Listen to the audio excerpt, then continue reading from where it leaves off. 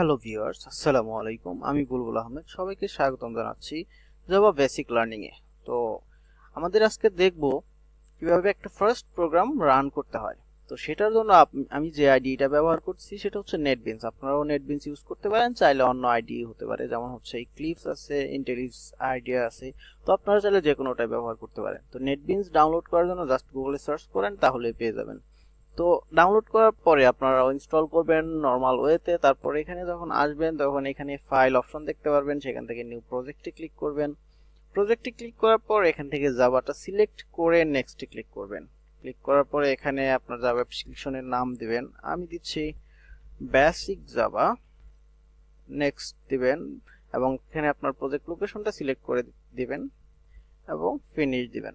ওকে, এটা দেওয়ার সাথে সাথে আমার একটা প্রজেক্ট ক্রিয়েট হয়ে যাবে। দেখেন, প্রজেক্ট ক্রিয়েট হওয়ার সাথে সাথে আমার একটা প্যাকেজ ক্রিয়েট হয়েছে এবং তার আন্ডারে একটা ক্লাস ক্রিয়েট হয়েছে। আমাদের ডিফল্ট ক্লাসটা চাইলে ডিলিট করে দেই। ওকে, কোনো সমস্যা নাই।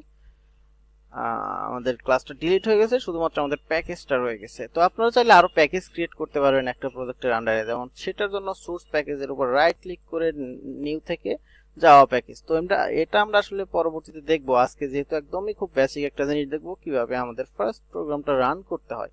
তো আমাদের যেটা করতে হবে, একটা ক্লাস ক্রিয়েট করতে হবে। আমরা জানি জাভাতে হচ্ছে আমাদের কোড করতে গেলে অবশ্যই একটা ক্লাসের আন্ডারে আমাদের কি করতে হয়, কোড করতে হয়। তো আমরা বেসিক জাভার প্যাকেজের উপর রাইট ক্লিক করে একটি ক্লাস ক্রিয়েট করে নেব। নিউতে গেলে আমরা দেখতে পারবো জাভা ক্লাস খুঁজতে হবে আমাদের। দেখেন এখানে 3 নম্বর অপশনটা হচ্ছে জাভা ক্লাস। তো এখানে আমরা লিখতে পারি hello world program, hello, just hello রাখলাম। ওকে, কোনো সমস্যা নেই।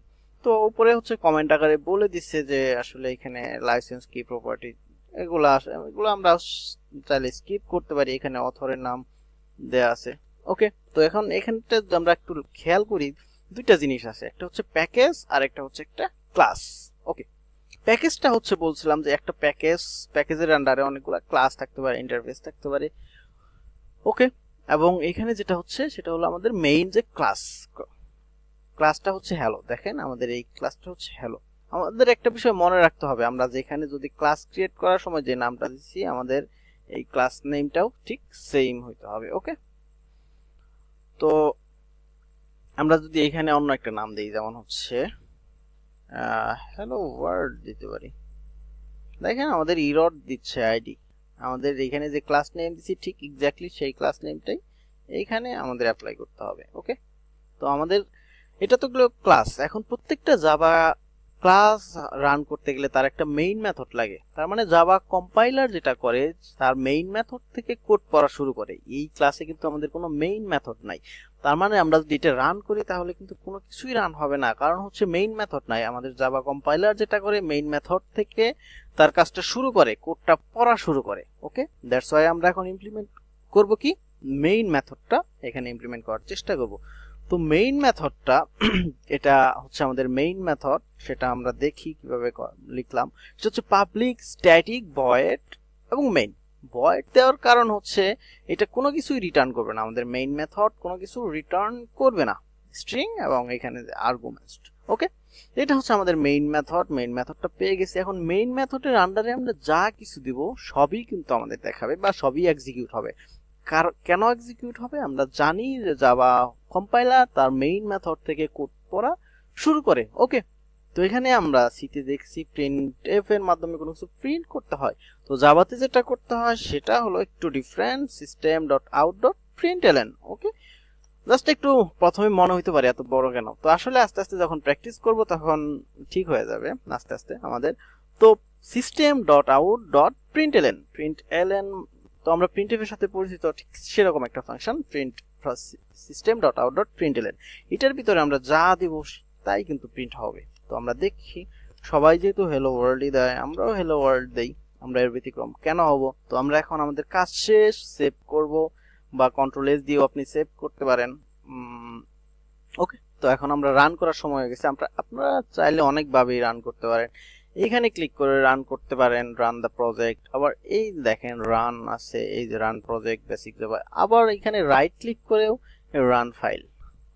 আবার হচ্ছে আপনি যদি চান হচ্ছে কিবোর্ড থেকে শর্টকাট শিফট F6 চেপেও রান করতে পারেন। ওকে, আমরা রান ফাইল দিচ্ছি। দেখেন এখানে আমাদের চলে আসলো। আমরা একটু যদি নিচে নিয়ে আসি এটা, তাহলে একটু দেখা সুবিধা হবে। দেখেন এখানে কি চলে আসলো, হ্যালো ওয়ার্ল্ড। আমাদের কাঙ্ক্ষিত আউটপুটটা কিন্তু আমরা অবশ্যই পেয়ে গেছি। তো এটা আমাদের ফার্স্ট কোড ছিল। আপনারা চাইলে এখানে কিন্তু যে কোনো কিছুই লিখতে পারেন, হ্যালো ওয়ার্ল্ড বা লিখতে পারেন না আই এম লার্নিং জাভা, ওকে, কোনো সমস্যা নাই, আমাদের এটাই প্রিন্ট হবে। তো আপনারা চাইলেন যে এটা তো হলো, আর তো স্ট্রিং গেল, ক্যারেক্টার গেল, আমরা চাচ্ছি কি যোগ করতে পারবো এখানে, হ্যাঁ অবশ্যই কোনো কিছু যোগ করবো। যেমন আমরা চাচ্ছি 10 আর 20 এর যোগফল কত দেখাও। সাম অফ, বললাম সাম অফ 10 প্লাস 20 ইজ, বলে দিলাম 10 আর 20 এর যোগফল কত।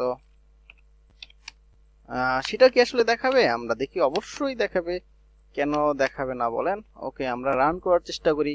নরমালি আসার কথা 30, দেখি এখানে কত আসে। সাম অফ 10 প্লাস 20 ইজ 30। এখানে প্লাস দ্বারা কনক্যাট করতে হয়, আমরা সিতেও পড়ছি কনক্যাটেনশন কিভাবে করতে হয়। তো আশা করি বুঝতে পারছেন ফার্স্ট প্রোগ্রামটা। তো ধন্যবাদ সবাইকে আজকের এই ভিডিও টিউটোরিয়ালটি দেখার জন্য। আর অবশ্যই আমার এই ভিডিওটি লাইক কমেন্ট করতে ভুলবেন না, আর চ্যানেলটি অবশ্যই সাবস্ক্রাইব করবেন।